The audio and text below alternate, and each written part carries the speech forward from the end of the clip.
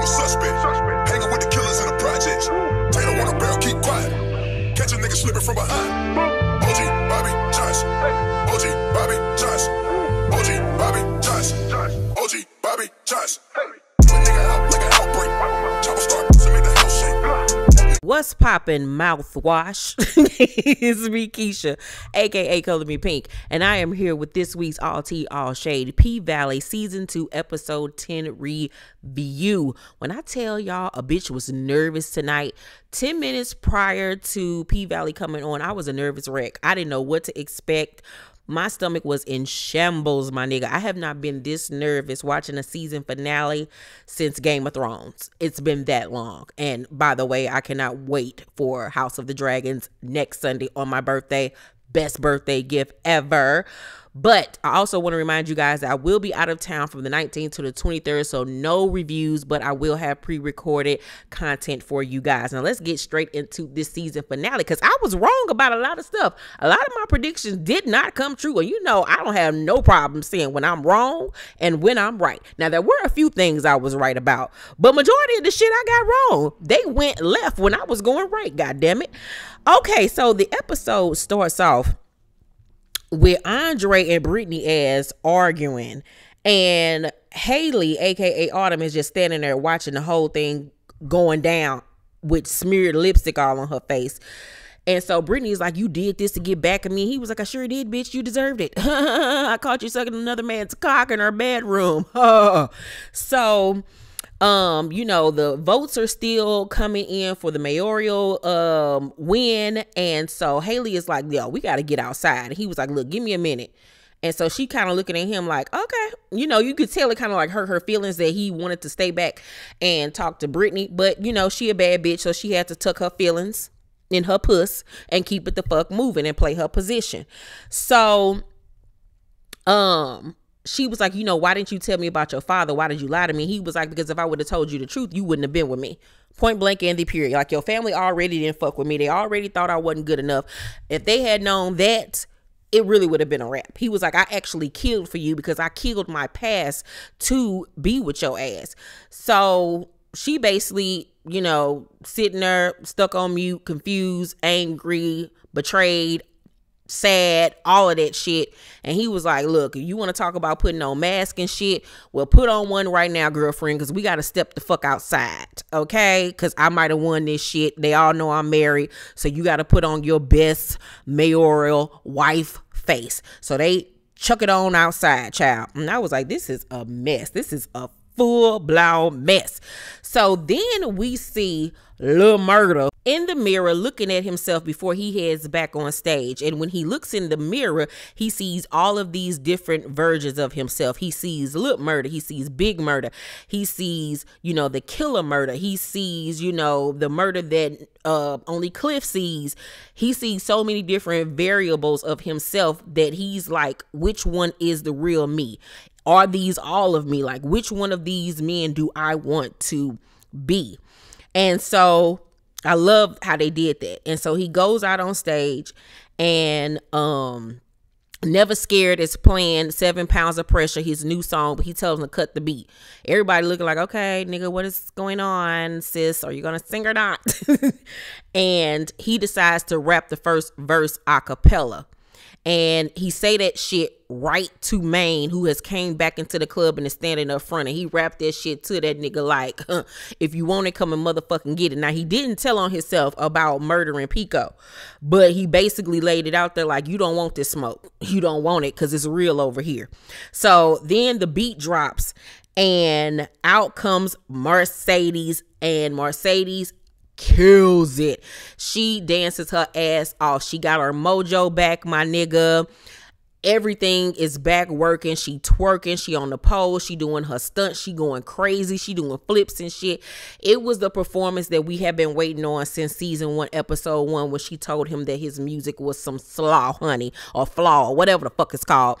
It was a fantastic performance. I lived, and I love the song 7 Pounds of Pressure. It applied not only to him, but to what happened in that room that night in the Paradise Room for Mercedes. It was a 100% full circle moment for everybody involved.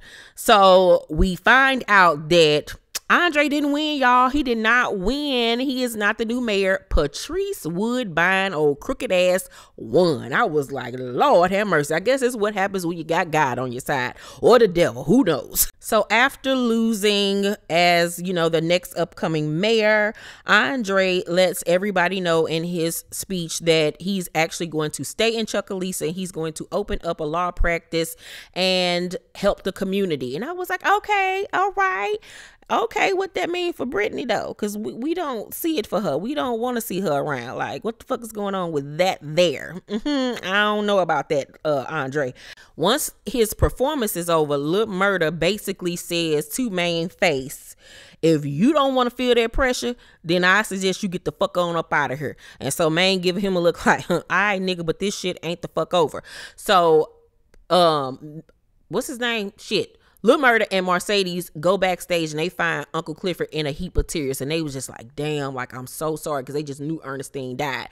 But he was like, she didn't drink the water. She didn't drink the water, which means that she is still alive. And that's why he's crying, because he's overjoyed. And I just knew they was going to kill Loretta Devine off. I just knew she was going to die. But they tricked us. And this is a testament to the writing over there at P-Valley, that they fooled my ass. I do this for a living, and they fooled me. So kudos to the writers over there. I'm loving that we still get to see Ernestine on this show, and that we get more of Loretta Devine and her fabulousness on our screen. So it's the wee hours of the morning, and Keyshawn goes to locate the car that Autumn hooked up for her so she and the kids can get away.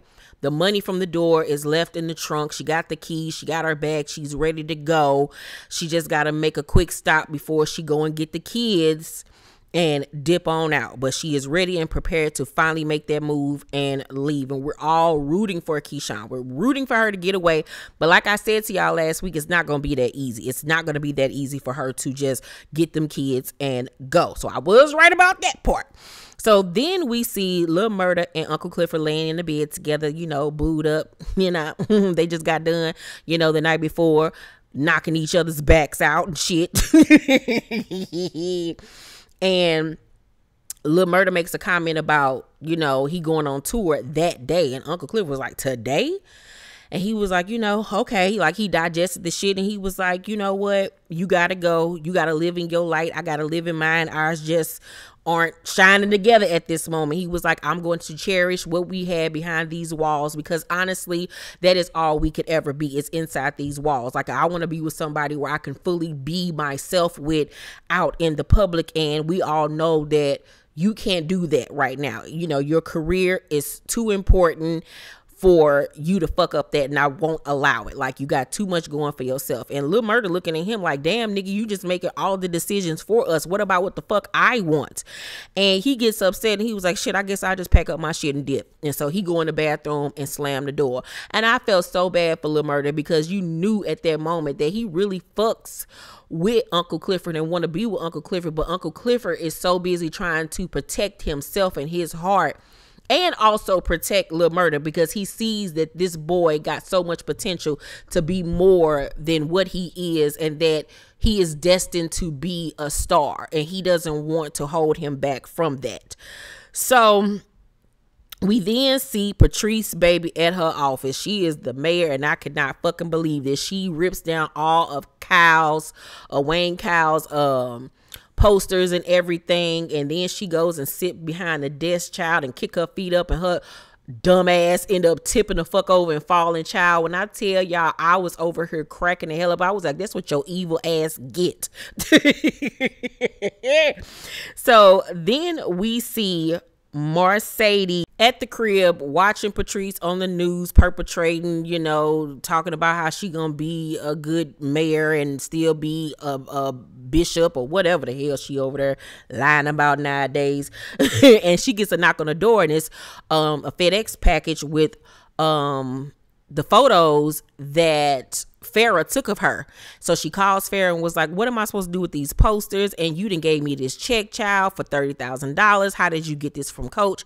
She was like, that is not from Coach. That is from me. I owed you that. That is royalties from the Mercedes Experience photos. And I was so happy for her that she was able to get her money. I knew that she was going to get her money from Farrah somehow or a way or another. Now, I said last week that I predicted that they would end up working with each other. And I also predicted last week that she would turn the studio into like a pole dancing class. Now, I was correct about the pole dancing class because we saw that later on in the episode that she, in fact, did do that. So I was right on that one, But they are done and over with. The only time she'll be hearing from Farrah is when she need her money for the royalties. But that relationship is done and over. Happy about that. Don't want to see Farrah no more, child. Then we go to Andre at the crib. Brittany still there standing on the porch looking like a creep as all these women from the neighborhood are trying to sell their pussy basically to her husband and disguising it with fucking casseroles and shit. I'm like, Andre about to be getting pussy left and motherfucking right. Now, one of the hoes in line was Autumn. She has a gift for him, and it is a box of cigars. And so she was like, so you really gonna stay? He was like, yeah, I'm really going to stay. And he was like, what you gonna do now that the referendum did pass? And he was like, what you gonna do with all that money? She was like, you'll be seeing me around here. I'm gonna stay around. I'm gonna stick around because I might need your services when it comes to everything. So she basically was like, well, what's gonna happen with that, as far as him and Brittany goes? And he was like, we gonna have to see. Time will tell whether I forgive her, whether she sticks around. I don't really know. I was shocked at the fact that he even wanted to work shit out with her, even after admitting that he was in love with Autumn. Now, Autumn ends the conversation right then and there. And he was like, well, wait a minute, what did you have to tell me yesterday? And she was like, she said something to the effect of, things that are left unsaid. So she decides not to tell him about the fact that she was pregnant. But remember, she thought that she was still going to be in Chucalissa. But things quickly changed for her. So Andre still at this point does not even know that she is pregnant by him and possibly pregnant with twins. So we leave that right there on a cliffhanger. And I was like, this old secretive ass bitch here. So she then, think that she, got everything in the pocket that Georgie lost, that she won. She about to come into some millions now and sell the pink. She calls Georgie and was like, where's my money, bitch? And Georgie hits her with a one-hitter quitter that, dawg, I don't need you. She was like, you don't need me. Like, you need the pink to build. The pink is the only thing next to the water. And she was like, no. I got the city to bring the water to me. I know now you wish you would have took that $5 million to the Lou Negress and hangs up on her ass.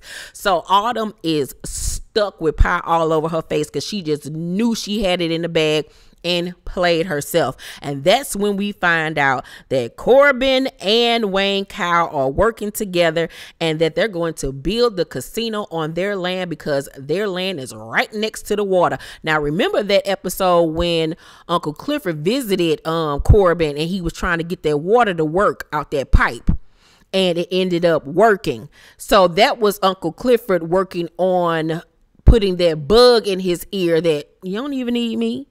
You got it over here. It's water over here. Ha ha ha ha ha. Yes, sir. So Uncle Clifford right then and there was working his magic, and it really went over my head, and I did not realize it until tonight's episode. I was like, you better work, Uncle Clifford. You better work a bitch. You better work it. So then we see Uncle Clifford bring Ernestine home from the hospital, and she is still old feisty ass Ernestine showing her black ass. She got Big L Duffy and Luganda child coming over to the house because she is planning fit a fuck up life party. And I was like, girl, I'm about to have that next week for my birthday because this past Thursday, you guys, I went and had my first mammogram after all of my surgeries and everything with cancer, and this is my first mammogram since having radiation and my lumpectomy, and I was a nervous wreck, you guys, but thankfully, thank you God that I was negative. They didn't see anything. So baby, next week for my birthday, I'm going to have a finna fuck up life party, because this time last year I had just got diagnosed with stage 1 breast cancer, and I had that hovering over my head for my 40th birthday. I hadn't told you guys yet that I had been diagnosed, so it was a bittersweet birthday last year, turning 40 and finding out that I had breast cancer. But this year, yes, ma'am, Ernestine, we survived. We are living. I did not drink the water, ma'am, and I'm going to have a finna fuck life up party as well. So I am with you, Miss Ernestine. Meanwhile, Cliff trying to, you know, put her in the house and have her sit down somewhere. Ernestine like, fuck that. No, we about to get it popping. And she was like, you don't need to be worrying about how I'm living. You need to be worrying about yours. And she's talking and referring to the situation with Lil Murda. And as Ernestine goes upstairs to change her panties, child, because they got moist after Luganda in the period, because they got a thing going on, honey. Clifford's mama comes to him and tells him that, you know, Ernestine is right. You need to make things right with that boy, talking about Lil Murda. And Cliff was like, well, how did that work out for you? Love didn't work out for you. And she was like, it might not work out for me, but at least I took the chance. And that's when we find out how his mother died. And we find out that she died because she had contracted HIV, and in the process she had developed pneumonia, and that's how she ended up dying, which was so sad. And I now find out why Cliff is so against allowing herself to fall for Lil Murda, because she don't ever want to fall that hard where she gets hurt to that point, or, you know, expose her life to, you know, being fucked up in some type of physical way or just spiritual or emotional way. So now it all makes sense. So we then see Keyshawn meet up with Lil Murda in the parking lot, and he gives her finally the money that he owes her, and they hug, and she was like, you know, don't tell nobody I'm leaving. He was like, I ain't gonna tell. She was like, and I ain't gonna tell your secret at all too. So they got each other like brother and sister, and then they end up hugging, and Keyshawn was like, you gonna miss her? And he was like, man, you already know. And she was like, I mean, not more than me, but then again, you ain't got to. Food for thought, nigga. Like, you ain't gotta miss her. I do, but you don't. You have a choice in this. You don't have to go. By the way, I love that outfit that Lil Murda had on in that scene. I mean, J.L. Fonz is just a fine motherfucker. God damn. I want to do he cheat. I'm sorry. I don't fuck with married men, but that'll be one I have to take that L on, honey, because that motherfucker right there is fine as fuck. I know his wife be over there sweating bullets, god damn it, because that dick, woo, I know bitches be just slanging the pussy towards him. Jesus Christ almighty. Anywho, so we then see Mercedes at her studio, which she is finally getting in order, and we see her hanging up her photos. She got a pole in there, and I was right about her turning the dance studio into an actual pole dancing class, which will be called the Mercedes Experience. And I knew it. I was like, you better get to the bag, bitch, and start teaching these white hoes and these other hoes how to have the Mercedes Experience at home and to keep their mans. They ain't got to go to the Pynk. They can get the Pynk at home. And then we see Patrice Woodbine walk her ass up in there, and I was like, the devil is a lie, bitch. The devil is a lie. And had the nerve to come in there with all white on. You devil, you Lucifer looking ass bitch, you. And so Mercedes, once again, when she sees her mama, she reverts back to this little girl that needs her mother's approval. And they talk about her winning as mayor and still running the church. And then she makes a reference to the studio and Mercedes turning into a pole dancing class. And Mercedes was like, I guess we both learned how to dream new dreams, sis. Like, we both are on a new path. And so what's her name? Child, it's so many characters' name I gotta remember, y'all. Patrice then says, you know, with her having such a busy schedule, she refuses to turn either of them down. But she recently got a phone call from Shell on the Tabernacle hotline saying that she needed help with her drinking and that she's going to go to rehab, and that she asks for Patrice to watch Terica while she's gone. But since she's so busy, she won't have the time to focus on, you know, taking care of Terica. And so she was like, come help her with her bags. And she turns around and there is Terica with her bags. And Terica runs in Mercedes' arms and they just hug each other because they finally get to be with one another. And I was like, oh, Patrice, bitch, I still hate you, bitch. I still hate you. I ain't forgave you. I ain't forgot, bitch. But you did the right thing for once in your godforsaken life, bitch. I can't stand her. But she did right by Mercedes and her granddaughter for once. Then we see Autumn bust in on Uncle Clifford in the office. Something, the fuck have you done? They're building a canal from the river to Corbin front fucking door. And Clifford was like, oh, you just finding out, girl? Ain't that something? Ain't that something? And then Cliff has to check her ass about, bitch, basically you thought you won, huh? You thought you won. But he was like, you know what? This is my dream. So you can go find your own. And he basically gives her the check that Corbin gave him for $250,000 and told her ass she can fucking skedaddle because she turned her back on them. And he was like, I really thought that, you know, you could have been a part of our family, but all you gave a fuck about is yourself and getting this money. And she was like, do you know what you did? We could have split the money. We could have had millions. And he was like, it's not about that. This is my family's business. I am the Pynk. You know what I'm saying? It's not about money for me. And he was like, I want my club back. And she was like, how Corbin sell it to you and I was a majority owner. And then he tells her about the law there and that, you know, I had, you know, however many percentages and Corbin was fine with doing a deal with me. So basically, bitch, you lost, I won. Who shot the BB gun?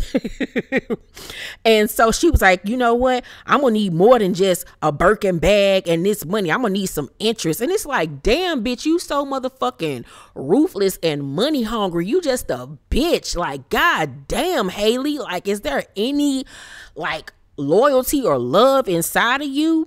And you know, Cliff was like, girl, you better take this money and get the fuck on somewhere. He was like, you are a lost little girl with no family. We could have been there for you, but you fucked it up. And Autumn was like, I don't need no family. And she was like, I'm gonna need some interest or something. And that's when Big L and Diamond popped up, and Big L was like, getting rid of a body sound like interest to me. And Diamond had I think like a saw or something in his hand, and so, you know, her ass knew, okay, let me get the fuck on up out of here for these motherfuckers chop my ass up for real. And so Uncle Cliff was like, yeah, her ass didn't never know Rule 88. Like, just because I'm being peaceful don't mean I ain't still checking for your ass and that I still ain't at war.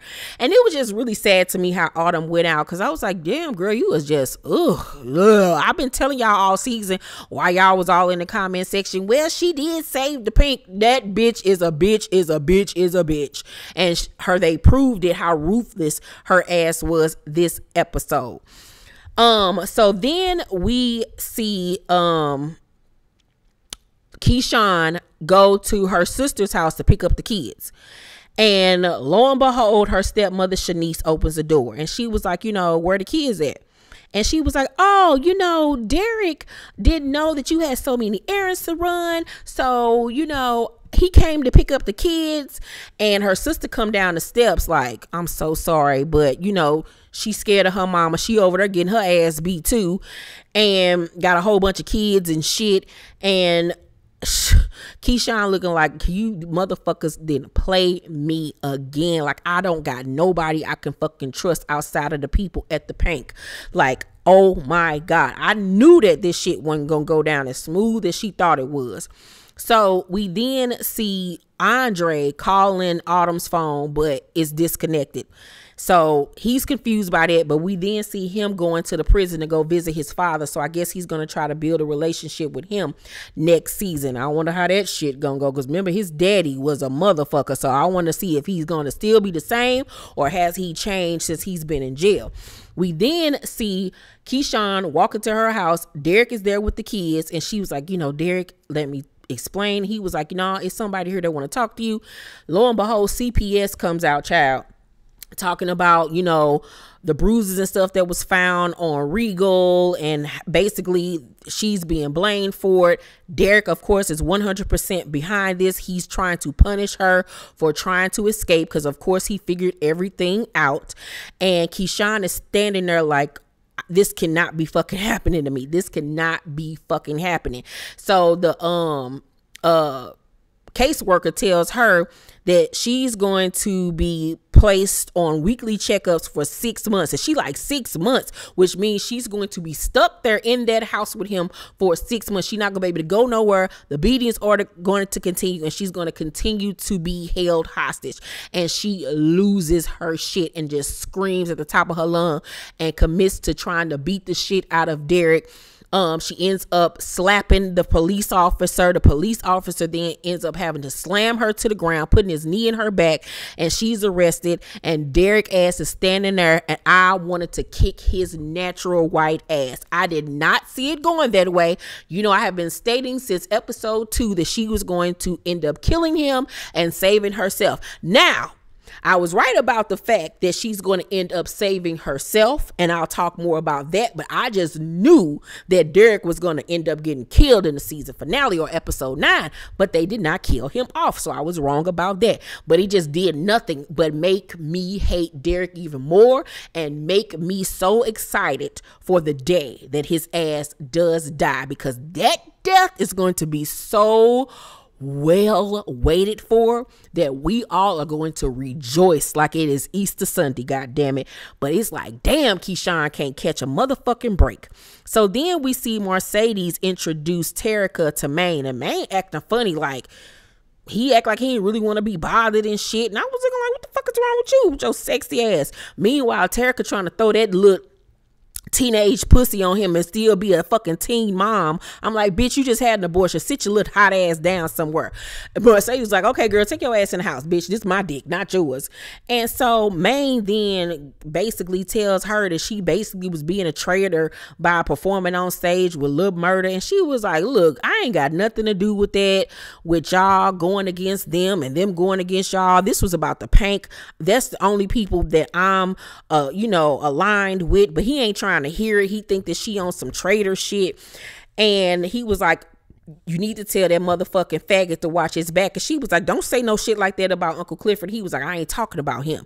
So then that's when Mercedes put 2 and 2 together. Like, what? Like, Lil Murda's supposed to be gay? Like, what the fuck? But bigger than that, it was like, man, really, Maine, it really turned me off about him. But like I said, I could still see the potential next season for them to be able to work shit out, and it be some shit where he feel like she got to choose between him and Uncle Clifford, and vice versa, with Uncle Clifford still feeling like he'll have to choose between Lil Murda and Mercedes. I still see that storyline playing out next season, but that was a turn off, man. We need for you to do better and grow the fuck up, my nigga. So then it's the night of Ernestine party. Everybody is at the Pynk kicking it. Everybody is just doing the damn thing. Uncle Clifford got on his sequin gold jumpsuit, baby, and he's talking to his girlfriends and everything, and they telling him like, you need to get on Ernestine time, child, because Ernestine ain't letting shit fly by her and Luganda over there kicking it. And he like, girl, please. And then they was like, girl, look, is that your boy right there? And lo and behold, he looks across the room, and there go Lil Murda leaning up against like the jukebox. And this time it's not a mirage. He's not dreaming. He's actually there. And I was like, oh my God. He did not go on tour. He came back to be with us. Ooh, I was in love. He looked so good. So Clifford walks over to him and was like, what the fuck are you doing here? You supposed to be on tour. And he was like, look, I made the decision to fucking stay. You can't tell me what to do, girl. You run this. You don't run me. So then we see Mercedes and Terica walk into the spot, and he gonna say to her, how you gonna bring this baby to the club? And she was like, as many times as Keyshawn brought her kids in here, I could bring mine. And he was like, well, yeah, you're right. That shit was funny as hell to me. Mercedes then peeps Uncle Clifford looking at Lil Murda on the dance floor with Ernestine, and him looking back at Uncle Clifford, and she was like, that's you, ain't it? He was like, girl, come on in here so I can basically give you the tea. And I was like, I'm so happy that somebody else knew, and that, it's Mercedes, you know what I'm saying, that knows about it, and of course does not care, does not judge him on it at all. So we then see Keyshawn calling Diamond, who is eating and sitting with Big Bone. They are still together, and he takes the phone call and he steps off, and it's the phone call shows up unknown. So he answered the phone, and she was like, Diamond. And he was like, Keyshawn? And she was like, yeah, it's me. You know, I thought I could handle it on my own. I thought I was the princess and I could get away, but the big bad wolf was able to get me. And so the moral of the story is she gonna need her knight in shining armor to come and save her. Remember, you said you could handle that for me? Well, I need for you to handle that for me. So, of course, you know Diamond was going to take care of that because he's still in love with her, and he was just happy that she was able and finally ready and willing and able to leave this motherfucker. But I was like, oh, Lord, this shit ain't going to go down that easy neither. Oh, Lord. Mind you, she in jail, child. So we then see Mercedes in the kitchen area, wherever, talking to Uncle Clifford, and she basically lets him know that performance was her last dance. And he was like, so you leaving me too? First it was Keyshawn, then Gidget. Now you, and even September, October, November gone. And she was like, you know, I should have been gone. And like you told me, it's time for me to dream a new dream. And I'm about to do that. So of course he understood and was like, you know, he gives her his blessing at the end of the damn day. So we then see Roulette in the bathroom doing a bump, her cokehead ass. And when she walks out, Uncle Clifford, homegirl, is in the bathroom too. And she basically lets Roulette know that I know about your stable, bitch. And she was like, I want to be down too, because it's men out there that want what I can give, because, you know, she is trans. And so Roulette was like, how I know you ain't going to tell Uncle Clifford? And so then old girl do a bump with her, and she was like, it's a lot that Uncle Clifford don't know. And I was like, God damn, you bitches about to be running a brothel out of this damn club, and this shit is going to catch up with y'all next season. And it's going to get Uncle Clifford in trouble, because it's going to look like he is selling pussy out the pink, and that shit gonna end up falling back on him somehow, some way. And I was like, God damn you, Roulette, you motherfucker, you. Oh, the pink just cannot be fucking safe. It's always somebody fucking up shit for us. So now she got another hoe in her stable. I'm like, God damn you, bitch. So we then see Uncle Clifford talking to Lil Murda at the bar by themselves, and Lil Murda was like, I'm not going out on tour. And he was like, boy, you need to go out on tour. Like, I'm not gonna let you do this. He was like, this is a big opportunity for you to be going on tour with Tina Snow. And he was like, I need my own tour. You already said I'm a star. I'm gonna need my own shit. If I'm gonna do it, I'm gonna do it for me. It's gonna be me headlining. And Uncle Cliff was like, nah, you doing it. You don't want to go because you scared. You scared of shining bright. You just scared. And Murda was like, nah, you the one that's scared. You don't think you worthy of shit. You don't think you worthy of love and the nigga loving you and taking care of you. And I was like, we are ready and willing and able, bitch. Fuck what she talking about, nigga. I want you to love me. I want you to love me, bitch, like we in Dream Girls. You're gonna love. I'm like, nigga, love me, goddammit. Fuck what Cliff talking about. So Uncle Clifford was like, you know, I need real life outside of my room, my nigga, if we gonna do this. What you know about love? Like, you too young to know about love. And so that's when he ends up telling Uncle Clifford about Big Teak, how they met and what happened that night. Now, y'all knew that I kept on saying that Uncle Clifford was going to be pissed off when he found out, because I thought that he was going to end up telling him in a different way.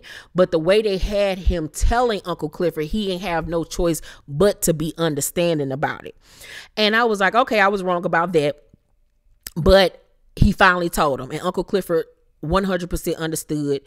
You know, Lil Murda finally broke down in front of him, cried, and honestly was emotional and vulnerable around Cliff. And you know, it brought them even closer together. And Uncle Clifford was just like, dude, maybe Teak killed himself because I couldn't love him in the light. So I wonder, is that why he took his life that night?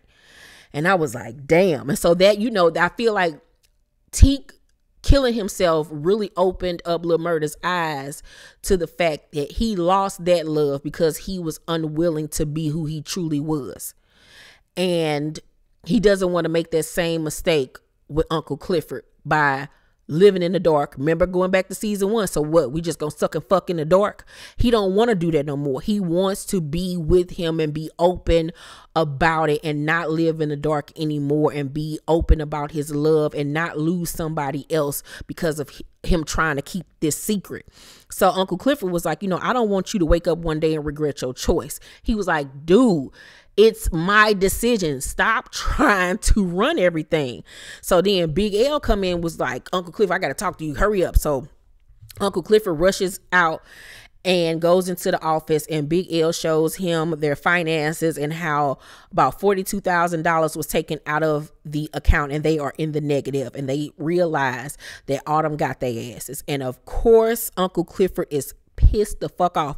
And I'm like, you dirty bitch, you dirty bitch, you. The man already gave you back the money that your ass spent on the pink, and then you gonna have the nerve to put them in the fucking red when you leave.